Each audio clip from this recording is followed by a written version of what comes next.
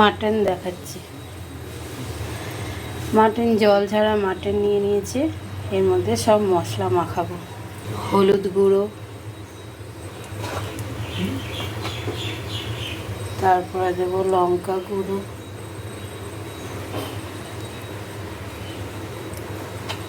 তারপরে দেবো ধনে গুঁড়ো, জিরে গুঁড়ো, এবার পরিমাণ মতো নুন দেব।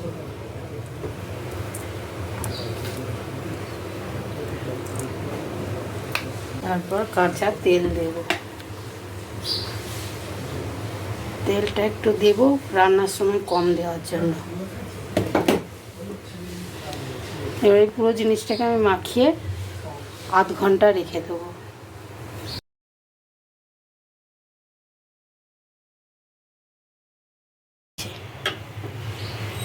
ভাজার জন্য তেল গরম হয়ে গেছে। আলুগুলো ছাড়বো,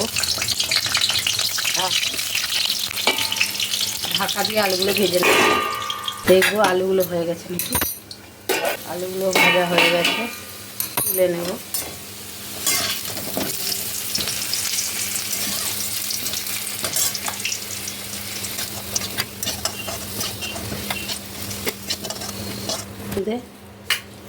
এক ফোঁটা চিনি দিয়ে দেবো। চিনিটা লাল হয়ে এলে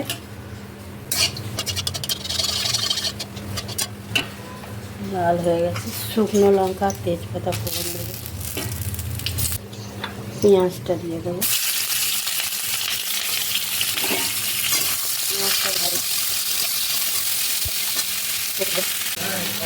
পেঁয়াজটা আমার ভাজা হয়ে গেছে। এবার আমি আদা রসুন বাটাটা দিয়ে দেব।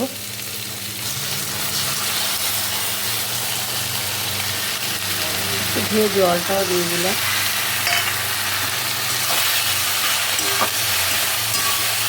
এবার এটাকে ভালো করে নেড়ে কাঁচা গন্ধটা তাড়িয়ে তার মধ্যে মাটনটা দিয়ে দেবো। সব মশলা মাখিয়ে রেখেছিলাম যেটা, সেটা আমাদের ম্যারিনেশন করা আছে আধ ঘন্টা আগে। কাঁচা গন্ধটা চলে গেছে। এবার মাটনটা আমি দিয়ে দেবো।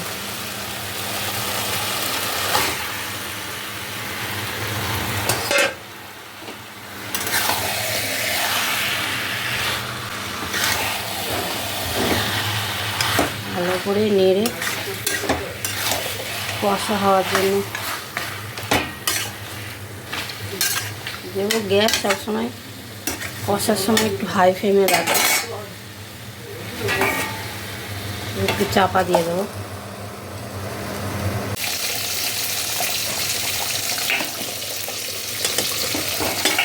মাটনটা কষা হয়ে গেছে, তেল ছেড়ে দিয়েছে দেখো বন্ধুরা। ভেজে রাখা আলুটা এবার দিয়ে দেবো।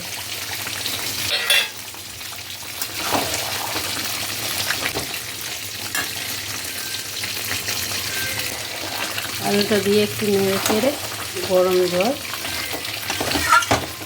দিয়ে দেবো।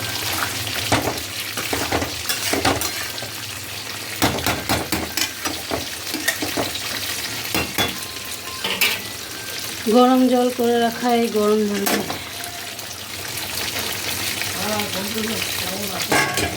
এবার এটাকে আমি দুটো সিটি দেব। প্রেসারে ঢেলে নিয়ে দুটো সিটি দেবো। একটু মশলা দিয়ে দিলাম।